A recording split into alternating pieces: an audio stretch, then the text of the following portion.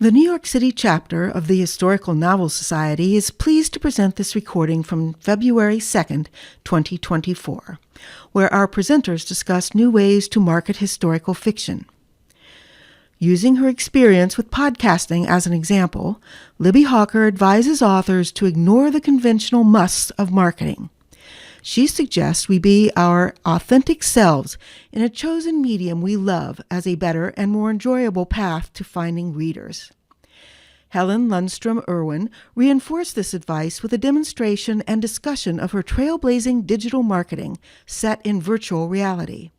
A fascinating presentation for our writer members. Information about our chapter and its leadership is available at our website, link listed in the description. Thank you, and enjoy the program. Welcome to Historical Novel Society New York Chapter's panel tonight on innovative marketing. I'm the co-chair, Loretta Goldberg, and I'm going to introduce our authors, Libby Hawker and Helen Lundstrom Erwin. After their presentation, then Faith will be monitoring the Q&A, so she'll be doing that. You can write your questions in the chat function, and our authors have very graciously offered to be available after the event if your urgent questions we didn't get to, and their links are posted up here. So for those of you who are joining us for the first time, you have a good attendance. I hope you come back. So I want to just give you a word about who we are. We are a North American chapter of the Historical Novel Society, which is based in the UK. And that organization began back in 1997 as a magazine.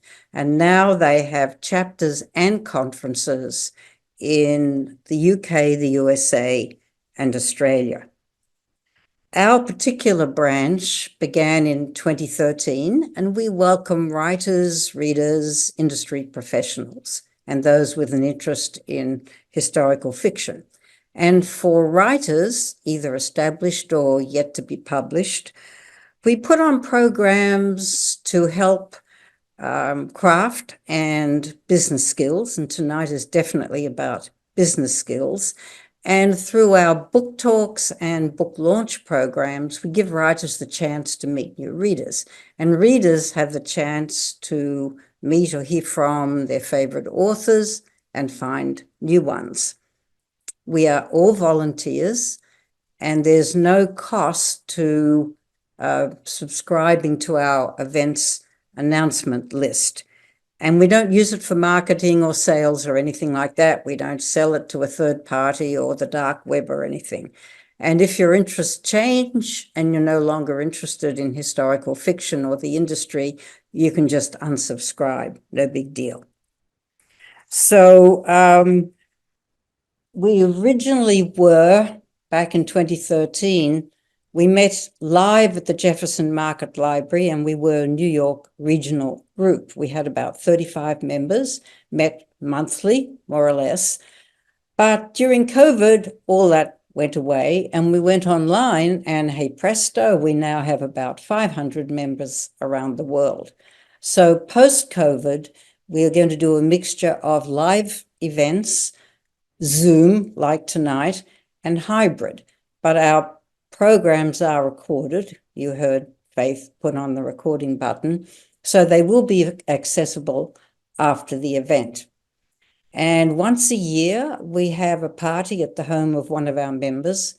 And that's a really terrific time to make new friends and network, and critique groups have formed from those parties at a really, really nice event. So what I want to say is that in an industry that is really, really tough, we're a warm community. So on to the topic. Why out-of-the-box marketing? Well, it's a pretty urgent topic. Before digital technology, there were about 300,000 new titles in English coming out each year, which more or less matched reader demand. But now there is a tremendous supply demand mismatch. Recently, there are about 1.6 million new titles, English, coming out each year. Readers have grown, but nowhere near to that extent. And with our AI, that could surpass 4 million new titles a year. So the question is, how on earth do we get noticed? Now, there's a branding expert, I'm sure most of you know of her, Karen Chase. And what she says is that publishers and authors sell different things. Publishers sell a product, books, but authors sell experience, themselves. And our two authors, Libby and Helen, are going to be demonstrating that approach, and they've been doing it with brilliance. So enough of me. I will just say a few words about both of our speakers, and then Libby will take it away. So Libby Grant, our pen name is Libby Hawker. She writes book club and literary fiction, often with historical settings. She is a prolific writer. I count 25 books. Libby, tell me if I'm all wrong. And she has always been a trend-setting entrepreneur in the business. She has appeared on the Washington Post's bestseller list, and she has been a finalist in the Washington State Book Award and the Willer Literary Award. Her novel, One for the Blackbird, One for the Crow, appeared on Amazon's 2020 list of top 100 best-selling books around the world. She's a permanent resident in Canada, dividing her time between British Columbia, Victoria, and San Juan Islands, Washington State. And her podcast, Future Saint for a New Era, I mean, that's an amazing title. She experiments with modern techniques of storytelling which go beyond the limitations of what the printed word on the page does. So thank you, Libby, for sharing with us. Now, Helen Lundstrom Erwin, her novels take us back into the beginnings, the early stages of the major social movements, suffragette, abolitionist, and reproductive rights, which means we're in the 19th and 20th century. And she also delves into sorcery. I was surprised to see this, sorcery trials after the witch trial era. So Helen, I hope this is late 18th and early 19th century, and that we're not, looking at this stuff in the 21st century, but who knows? Anyway, Helen is a trailblazer in digital marketing, and she's the first novelist, the only novelist I think we know so far, who has a presence in the metaverse. And tonight we are actually going to go into the metaverse with Helen. She has created a virtual reality, which is based on a setting from her novel, Sour Milk in Sheep's Wool. And it was Hannah's Cafe, which has now become her foremost cafe. So that's the introduction. Enough of me. Libby, take it away. Thank you. Thank you. So for those who weren't here early on when I first came in, I'll just give you a quick update that I'm recovering from COVID, so I might have to stop and cough a lot. I'll try to remember to mute before I do it. Yeah, so thank you so much for having me here this evening to talk with you all about unusual marketing techniques or marketing outside the box. It is a very important subject to discuss, especially right now, with so many changes coming our way in the digital world. And of course, the current advice you see from agents and editors all over social media is that you need to be everywhere. You need to have a platform. You need to be making Instagram reels. You need to be on TikTok doing stupid dances and participating in all the trending book memes. And if you ever find yourself struggling with insomnia, I just want all of you to go read the transcript of a September 2022 antitrust hearing. The Department of Justice versus Penguin Random House, which examined whether Simon & Schuster could be sold to the already overbloated corporate conglomerate that is Penguin Random House, or whether this would constitute a monopoly.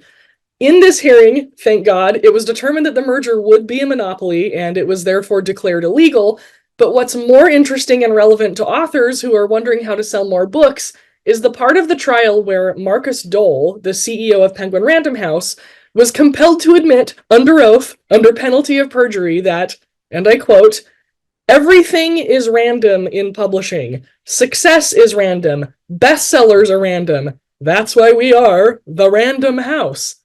So understand what Dole was admitting to here, folks. And it's very clear that this is, in fact, what he meant when you read the transcript for the full context. Nobody in publishing knows how to sell books.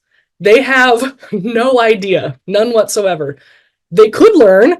Nowadays, we have powerful data analysis tools that anyone can use for free if they want to take half a day to set those tools up.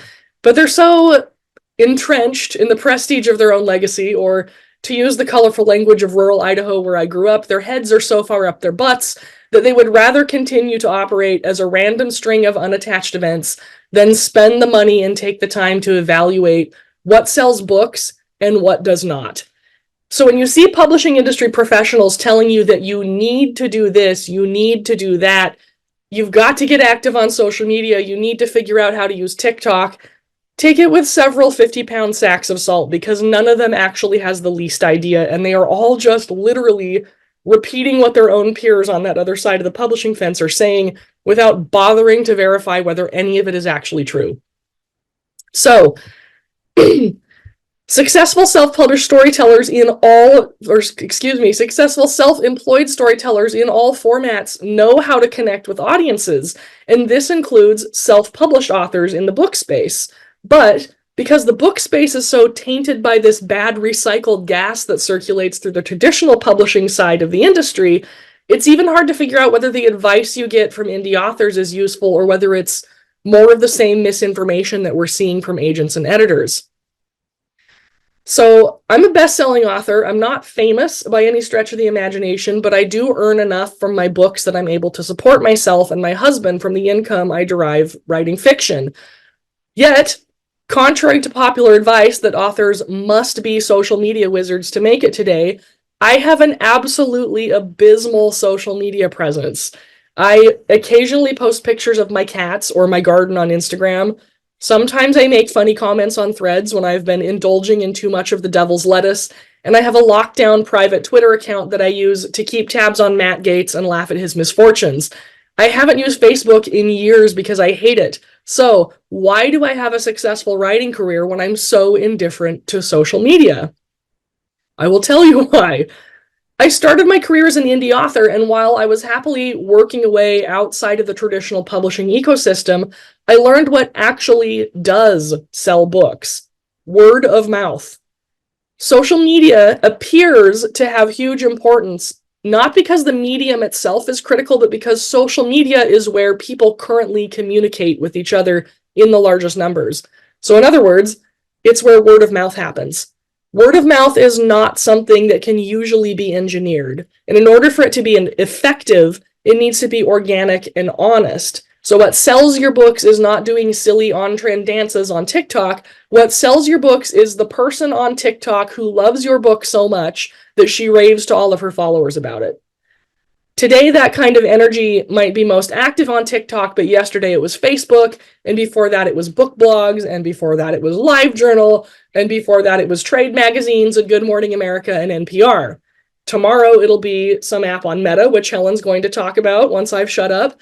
And after Meta, it'll be the social brain chip that your grandchildren will be implanted with shortly after their birth.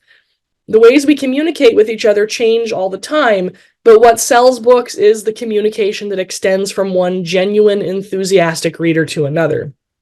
Okay, I'm going to pause for a moment to cough. Hang on.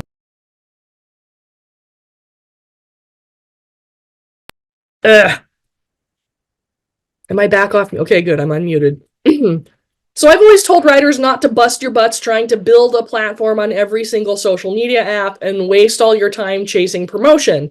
Instead, I think it's a much wiser investment of your time and energy to learn how to write good enough books that when the people who already have those platforms find your books, they do all the promotion work for you, and they do it for free because they sincerely love your work. Is that a long game? Yes. But does it pay off if you learn how to play that game right? It definitely does. I am living proof of that. Now, you do have to find some way of reaching those initial readers. You can't totally ignore social media because this is where we're all communicating now, and you need to make at least a few people aware that your book exists if you want to get that ball rolling. But how do you do this effectively without being lost in the noise and while still preserving the time you need to focus on developing that great writing that's going to set your work head and shoulders above that of all the other writers? It's a matter of two things. First, you need to find the things you genuinely enjoy doing online, the ways you actually enjoy interacting with internet society. And second, brace yourself, just be yourself.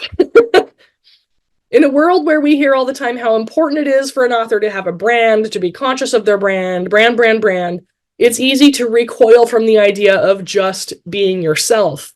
But it was always a good strategy before for reasons I'll go into shortly.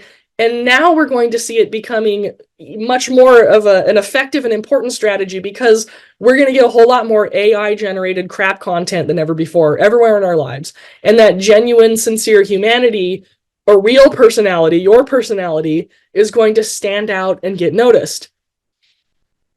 I mentioned earlier that you can learn a lot about the business of selling stories by looking in spaces that have nothing to do with books. Through some funny twists of fate, I've had the good fortune to become friends with several highly successful and well-known podcasters. And podcasting is a really fascinating medium to study because it is all about storytelling, whether you're talking about a nonfiction podcast or a fiction-focused one.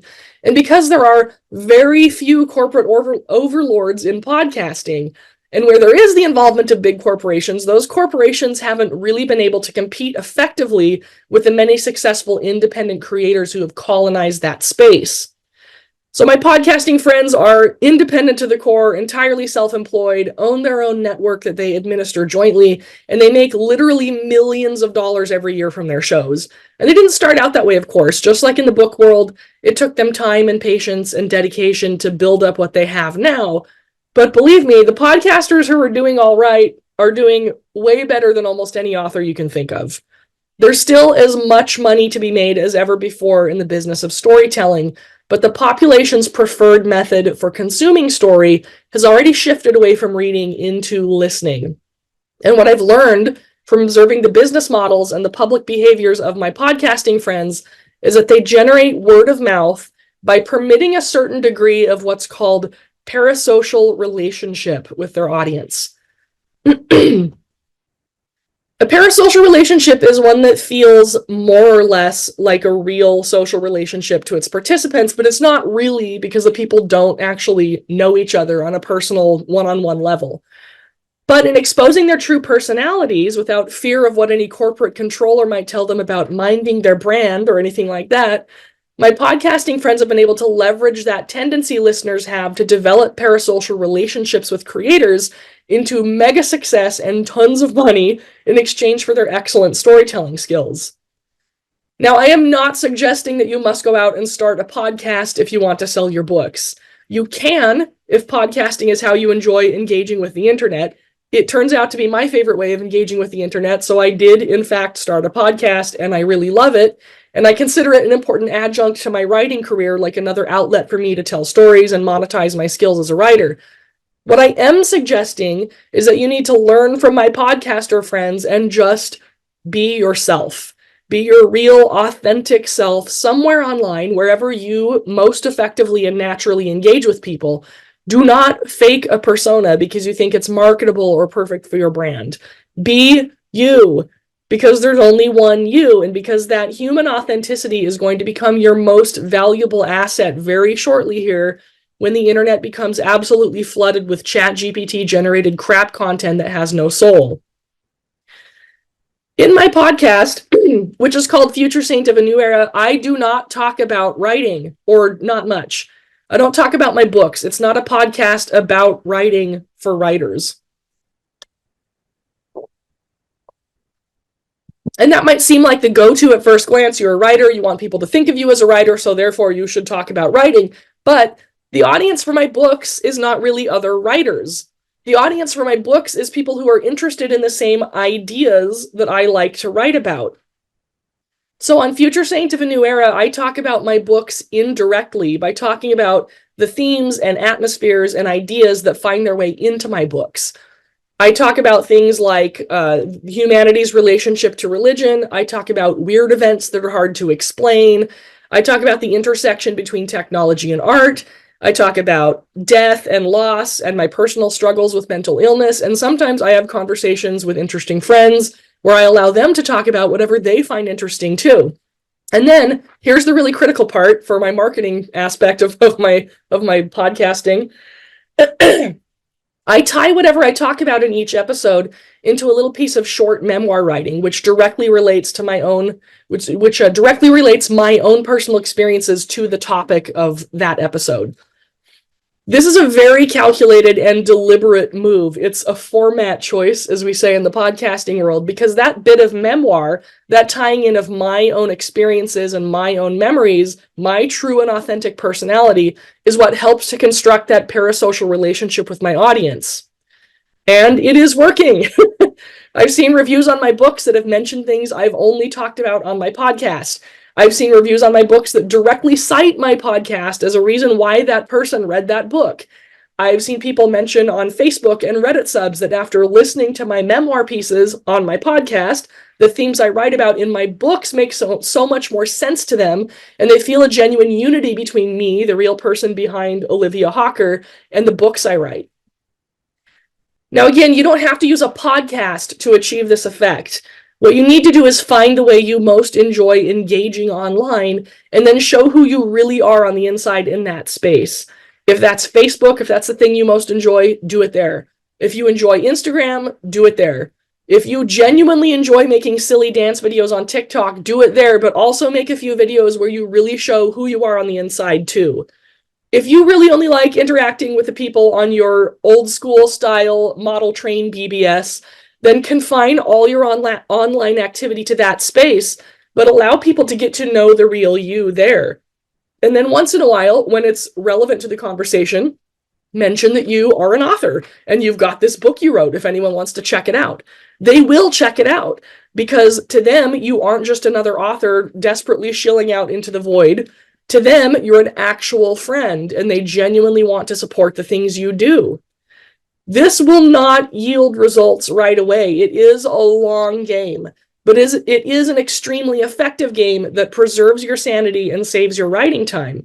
And once the ball of word of mouth begins to roll, it will continue rolling without any effort from you, as long as you continue to write new books for your ever-growing audience of readers to talk about on their favorite social media, where they can be their own authentic selves too.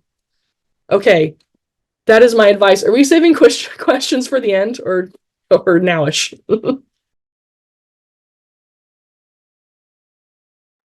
Thank you, Libby. Yeah, we are saving questions to the end.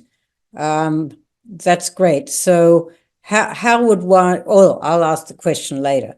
All right, so audience, we are now going to move to Helen, and I think we need to have just allow her a couple of minutes to do her magic and go into what she calls engage and then set up her virtual reality. So Sure. Yep. I'm going to start by sharing my screen here, and here we go.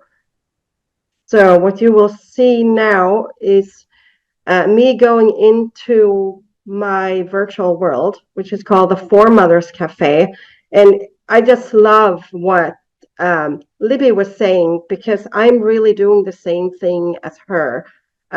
This world we're going into now, you'll see it downloading here slowly, is based on Hannah's Cafe from my novel.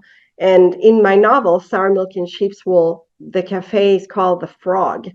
But as you will see, and as you might see in my photograph in my background, it's called the Four Mothers Cafe, because the cafe is not for my character, it's for us. And I hold events there, and people join. And let me pause for 1 second. Let me just see. Session here. And by the way, you will see me put in my ID now, and this is not private. This is public. So if you remember this code, please use it and please come visit me and in the Four Mothers Cafe. It's open 24 hours a day. And notice this is a 0, not an O. And now we are here. Let me see.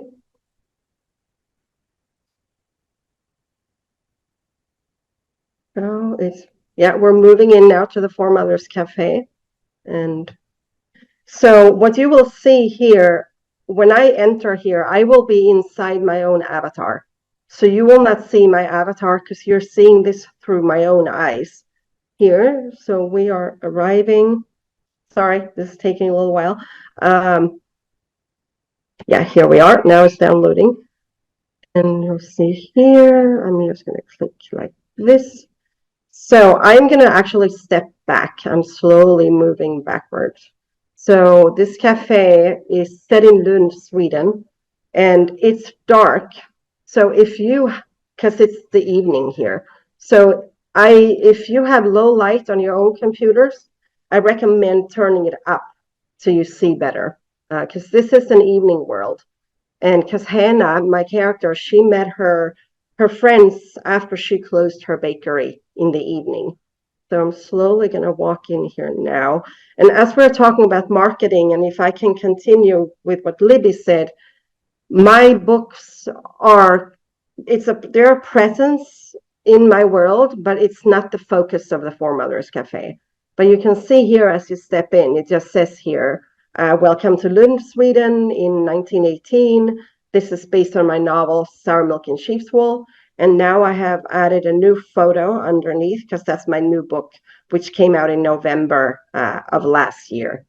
And so, but the focus of my cafe here, similar to what Libby said and what we're doing here, is that it's a cafe where I hold events. And just like my character Hannah did, it became a women's community for her. And she started this cafe in 1890, and but the cafe here is set in 1918 because you see here there's a banner that says Lund Suffrage Society.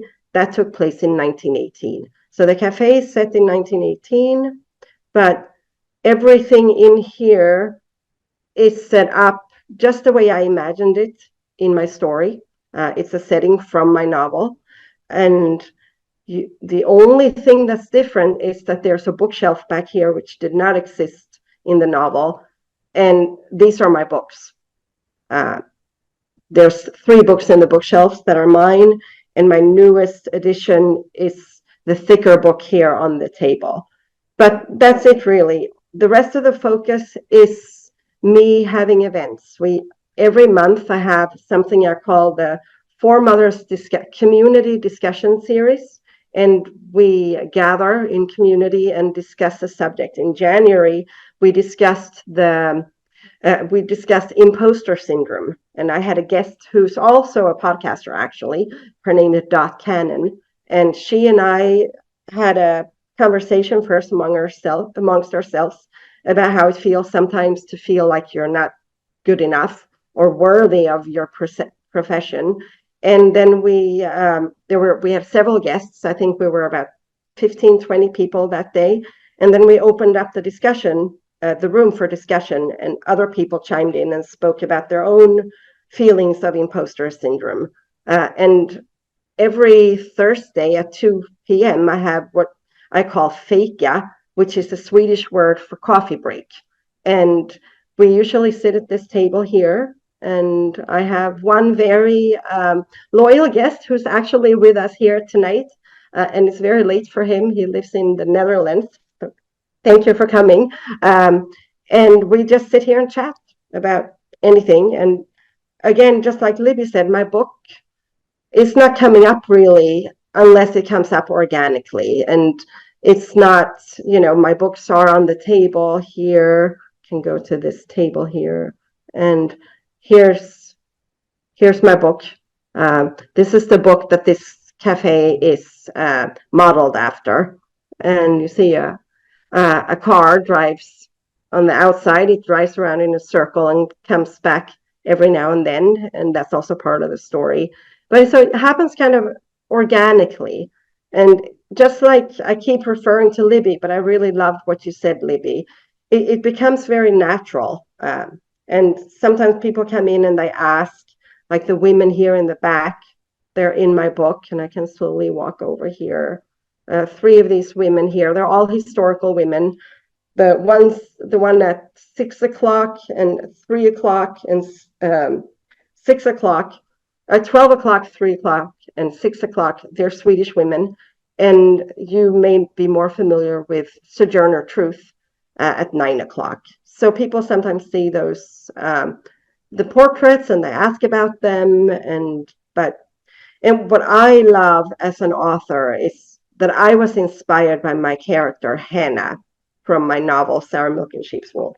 And I am continuing doing what she did. I have a women's community, and it just happens to be in the metaverse. And it's amazing. I really, really love this. And I have met many new friends through this, and we meet weekly. We meet every month when I have a discussion group, and it's lovely. It's really, really lovely. And Loretta, I can show you more. I don't know if you want me to give a little tour or what you would like me to do, or open up for questions. Let me know what you think. I think like another 5 minutes. Sure. You give a tour. I think Yep, absolutely. So let me see here. So this can go into the bakery here. So in my book, Hannah, like I said, she opened her cafe in 1890, and she hired a male baker. And that was a little bit controversial among her friends. And not her friends, her women friends who were supportive of women's rights were very impressed. But her family and her community, and it's like, I don't know. And then the male bakers who she interviewed first, they were, I don't know, I can't work for a woman. But she did hire a guy named Kurt, who's very supportive, he has several daughters himself, and he was very excited to start to work for her. And can walk out here. And in the book, let me see if I can find a frog cookie. So in the book, when that first day when Kurt, the baker, came to work for Hannah the first day, his daughter had packed a live frog into his lunchbox. And they sit down and have that first initial meeting to discuss how he should work for Hannah. And he opens the lid and he sees a frog, and he just stands up and he walks to the door and he lets the frog out. And he's horrified. He's like, oh my gosh. He's thinking, what is this? But Hannah is really excited, and she says, we're going to name the cafe the Frog. And so when the book begins, actually, the cafe is green to match the frog theme. But the book continues until 1925. So around the year 1900, one of the characters and a friend of Hannah's, she paints this 1900 model automobile, and to us it looks like a horse carriage, and you're all historians, so this is how cars looked back then. But if you look really closely here, it says votes for women in Swedish on her sash, and it's a little lady frog driving this car. And then later in the novel, women in Sweden got the right to vote in 1919. So later in the book, when women, now I'm spoiling it a little bit, but later in the book, you already know that women did eventually win the right to vote. Later in the book, there's a scene with a modern Model T Ford. So you'll see the Ford drive around here. And this cathedral here is Lund's Cathedral, and that is a cathedral in Lund, Sweden. And if you think of kind of the Empire State Building in New York City. When you think of Lund, if you're familiar with Sweden, this cathedral here is what you'll think about. And I was hoping the Ford would drive by, but it hasn't yet. So let's just step back. And I can the architecture of the building here is kind of a meld between two Swedish buildings, also in Lund, one from the 1650s and one from the 1820s. And oh yeah, you saw did you see it on the side there? Drove by, you can still see smoke and dust. And so yeah, this is it. And we can go back here real quick. Let's see. If you look really closely back here, you'll also hear the clobbering of horse hooves. You go back here, you see cows, because I have another character in my book who is actually based on my great-grandmother, and she milked cows for a living. And she was very, very poor, and she was an unwed mother.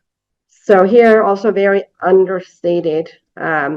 This represents her and her characters, or her character in my book. And if you go real close, there's a milk pail under one of the cows, and that's my great-grandmother's. Her name was Annette, and that's her milk pail. And it's lovely. I love this place. It's beautiful, and sometimes I go in and I just enjoy it here. And every November 30th, which is my mother's birthday, or would have been my mother's birthday if she was still alive, I have something here called the Foremothers Day, where I invite people in to come and speak about their own foremothers, their own grandmothers and mothers, and our own family history. And last November, I set up a table here under this tree here, and people sent me photographs. So you can get photographs and bring them into the world. So we were under the tree, and I hung lanterns in the tree, and we all stood out here talking about our own family histories. It was lovely. And just like Libby said, just by the fact that I'm doing this, people get interested in my work and what my community is about, and they buy my books. And I genuinely love doing this, and I think it's quite amazing as an author to be inside the world that I created in a physical sense. Because you all know, if you're writers, that your readers might imagine the settings in a different way than you pictured it when you wrote it. But here I am inside my own world the way I pictured it, and it's lovely. It's really nice. Thank you. Thank you, Helen. Faith, how are we doing with questions? Do we have a bunch? Had to unmute myself there. We have a few. I think one question that came in last, but addresses both Libby and Helen, is probably something that a lot of people would like to hear answered. The question basically is, Libby's podcast and Helen's Cafe mentions ways to attract an audience, but the question remains, how do you get people to the podcast and to the cafe? So, how do you get the ball rolling? Yeah, that's where that just having whatever presence you actually like and will participate in on social media, whether it's just an occasional Facebook post or whatever. Like, I mainly will post on Instagram or Threads. When I have a new episode of my podcast come out, I'll just put up a little slide on Instagram that's like, new episode, here's what it's about, here's where you can check it out.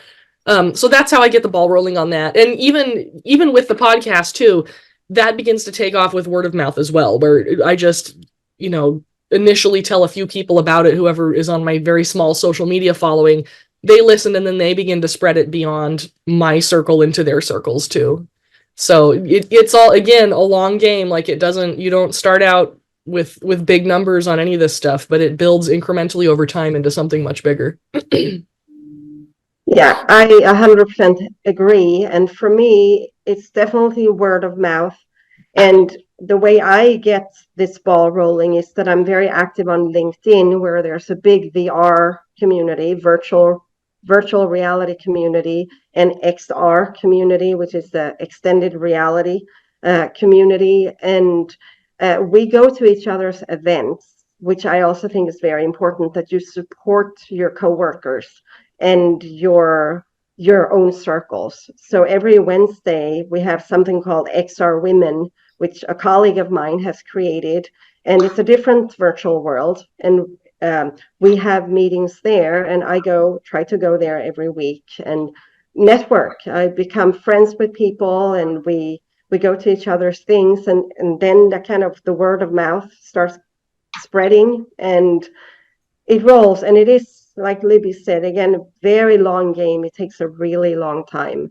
But I can say I had my book launch in the Four Mothers Cafe, and I had a lot more people at this book launch than I had when Sarah Milk and Sheep's Wool came out, and which was in real life at a cafe in New York City.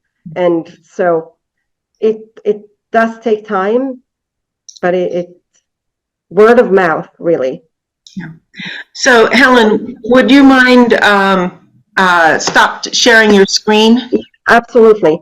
Okay. Just give me a moment, because I lose mouse control when I do this. So it's going to take me a little while to get my mouse. And let me also close down. No, let me just do this. Here. Yep. Okay. Okay, thank you. Yeah, so I'm going to start back at the top. That question just kind of jumped out at me. So I'm going to start back at the top. And actually, this was interesting. It actually got answered in the chat. But Libby, how many podcasts do you do per month? I release a new episode whenever I have something that I want to talk about, and it works out to usually on average about 2 episodes per month, but it kind of depends on what else is going on in my life and what else is, how active I am in talking about stuff. Like in October, I had a spooky season spectacular where I did a 3-part series on one particular story that I delved into. So I had 3 episodes that month, and it just kind of depends on, what I want to talk about. Okay. Thank you. Okay.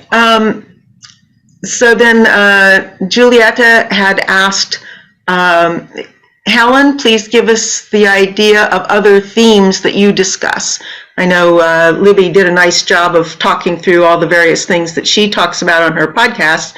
What kinds of topics do you handle in your various meetings and events?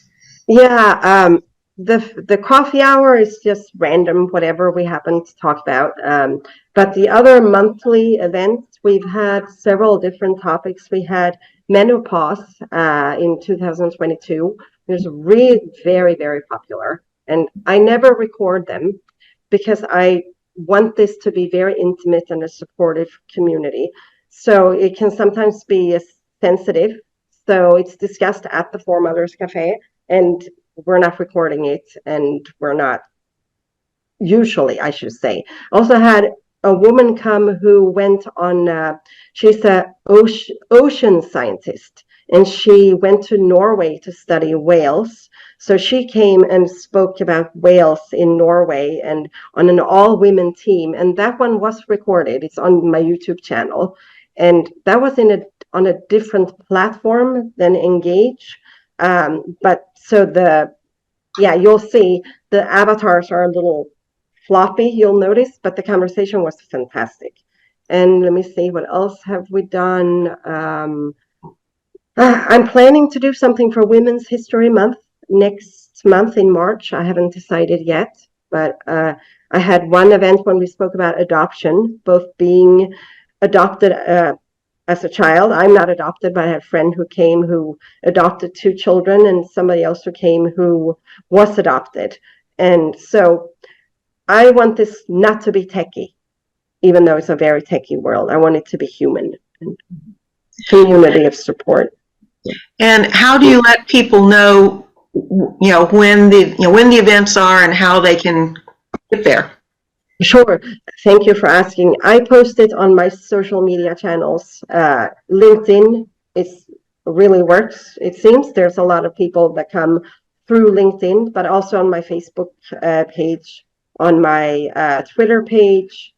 And the Four Mothers Cafe has its own Twitter page, but I need to work on that one a little more. And on Instagram. And so I try to be everywhere. So thank you for your advice, Libby, because it's hard. But yeah, I post it there. And also, it's on the Engage board. So if you're on Engage, it's listed there. Whenever I put the event up, it's listed on their events calendar. And that's one of the best things with Engage. Okay, thank you. Someone asked if you could show us the people in the cafe, and I'm not sure you can, but right behind your head in your background is your avatar, I think, right? Yes. Let me see. How would I do that if I go off? Yeah, if you just move your head, I think people would just get, there you go, people get an idea. Yeah, I'll move back. Yeah, that's my avatar. And Engage is, there's only so many avatars. So I am trying to, I'll sit like this. The only dress I could pick that's long sleeved and long down to my feet and high up to my neck is a black dress. And I was hoping for a white suffrage color, but I couldn't find one. So yeah, is as close as it goes to the 1918 when the cafe is set. But well, could I ask, what do you mean you couldn't find one? Because there's a choice of avatar outfits that you have to pick, and most of them are very, very modern. And I changed them out, so depending on the day and what I'm doing, I might have.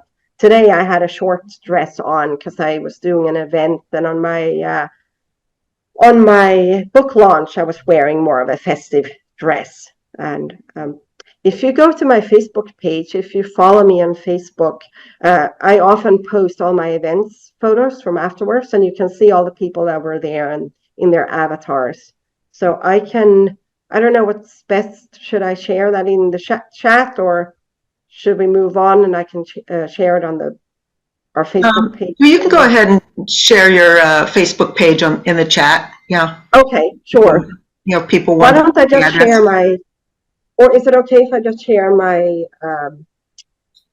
my website? Because it has. Oh yeah, just go ahead and share your website. Yeah. Sure. Okay. Yeah. At the top of the chat, I had put the links to Amazon page for both the authors. So it is their author page. So their bio is there, and all their books are listed. So if people want to do a click and get that up on your computer, that's there. Thank you. Let's see. Catherine also said, was asking, what tools do you use to create your metaverse? Oops, let me see. I'm still on, right? Yeah, sorry. Sorry about that. I have 2 world builders that built this for me. I don't have those technical skills. So I designed it. I started by drawing a picture with pencil and crayons. And then we discussed all the historical details and all the Swedish details, but they built it. And I sent photos, the architecture of the cafe itself, for example. Like I was saying, there are 2 actual buildings in Lund. So I sent them photos of that, and they are remarkable, wonderful, incredibly skilled world builders. And kind of follow up to that question, Lisa was asking, because she's fascinated by your virtual world, and she's asking, can you tell the audience a bit about how you found the developers of this virtual program? Sure, it's thanks to my husband. He also does this work, and it would take too long to describe what he does here, but this started with his work, and Cross and Christie, Austin Kane, he goes by Cross. It's a couple, lady and a guy who do this together. And he became friends with them first, and they built a world for him. And or for my husband's company. And then I was introduced to them, and that's how it started. And we started talking about it, and it changed my life. It really has changed my life. I'm going to skip down to another question for both of you, which Catherine was asking, do you track your follower numbers and then how books sell as your audience grows? Yes, I do. I keep a very close eye on all of my stats, like how many downloads I get per episode and how many subscribed listeners I have and all that. And I do actually track how it corresponds to my sales as well. And there is a notable correlation between, what the more downloads of my podcast I get, my average sales for books tend to go up as well. So yeah, it's something that I keep an eye on with all that. You got to keep an eye on your stats to see what's working and what's not. Yeah, I keep track of it also, but it seems slow. So it's hard to, I don't see like an immediate result like you do, Libby, but definitely I've noticed people who have been to my cafe they tell me that they have bought my book, and there's definitely a big increase since I started doing my Four Mothers Cafe events, for sure. But maybe it's a little slower game than instant like you notice, Libby. But yeah, there's an increase for sure. Catherine has a question for Helen, and she asked, how did you create this marvelous world, with a computer program? I think you already told us that it was with a picture, and crayons. Let's see, and someone else had asked, how do you use visuals in your cafe? Do the scenes change in response to the conversation? Do they guide the conversation? No, not at all. It's like stepping into a regular cafe. It's the same. This is how it looks, and it's always like that. But as for conversations, when we had the imposter syndrome conversation, I asked people to send me a photograph or a meme that described how they felt.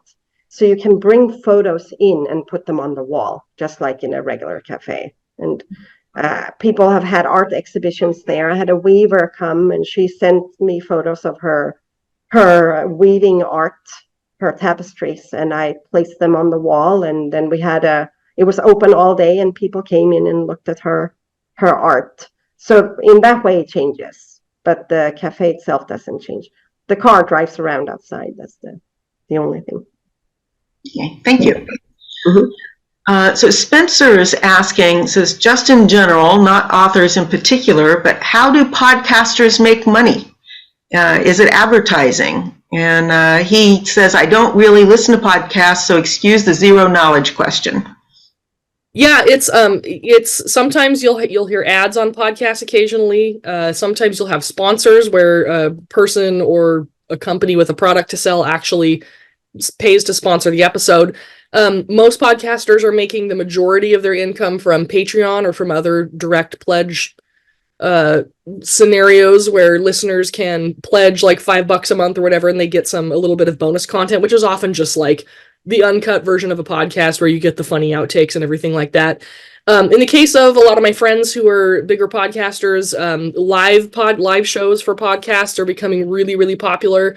So I think at this point they make the majority of their money from Patreon, from selling merch, and from doing live shows, which I have gone to some of their live shows with them, and the after parties afterwards were epic and insane. So things are going well for them, I suppose. And some of those live shows were like being at a rock concert. Like there's some crazy fans out there that really get into it. Thank you. So Helen has put her website in the chat, and Libby has also put the link to her podcast in the chat. So for folks who are interested, it's right there. There was another question from Tom, who says that he's used Facebook prompts to ask and, to try to get discussion going on Facebook, the questions that he might pose in his books, like, would Eugene Debs win an election? He says these questions occasionally gain some replies, but they don't bring many. And he was wondering if, again, that whole engagement, what might be a way to increase that kind of engagement? Yeah, Tom, it seems to me like you're setting up a bit of a stumbling block for yourself there, because in order for people to answer that prompt, they have to have already read your book. But what you need is to get people to read the book, right? So I think maybe a better option would be to set up some kinds of prompts that get people to engage with you. Remember, like she said at the beginning, what that famous marketer said is that publishers sell a product, but authors sell an experience with themselves. So I think maybe you need to get people on Facebook to focus on interacting with you as a person instead of asking questions about your book, which maybe some people haven't read yet, so they wouldn't be able to engage with that. Ask them questions like, which tie looks coolest on me, or what do you think I should make for dinner tonight, or whatever, to get them to engage with you as a person first, and then they're going to feel led to read your book after that, would be my suggestion. Yeah, I agree with that, and I don't do enough of it, but I notice a big difference if I post something of myself, a photo of myself, like I'm just random photo, I'm out doing something. Suddenly I have all these comments. And if I post something I find interesting about my own books, I get 1 or 2 people who like it. So it's very true. Okay. Thank you. I think we had one question I kind of skipped over. My apologies for that. Adelma had asked, do we see real people in the cafe? They're all real people, but we're all wearing avatars. We're inside our avatars. So it's very interesting because you kind of forget, because you talk to each other, and if you're in a headset, I have one here. If you're wearing this, you are there. You're inside the cafe, and people come at you. They walk around you. They sit down at the tables, and it feels very real, even though it's looking kind of cartoonish. But you forget that because you're there with people you know. Okay, I think that's all the questions in the chat. I know, Loretta, you said you had a question. Did that get covered? No, my question is really about the cost of having a world builder build a world. That was the question. Sure. Yeah, it really depends on how big you want the world to be and how many details you want to have in it. And I think it's very hard to say, depending on, you can make something that's really simple, just a room with a chair and a table. And some of these platforms, once you sign up, you can create something that's quite personal, that doesn't cost anything at all. But if you want to build it specifically for your novel, for example, then, unless you have those skills yourself, it takes a lot of work. And each little detail that's in the world my world builders has made, and they make 3D models, and it takes a lot of time to make. But it depends. If you want something simpler with less detail, it won't be as expensive. If you want a lot of details, it would be more. Okay. I have one question, if I may. This is a new world for me, of which I know nothing. And so my question is, why is something like what you are doing, Helen, better than just saying,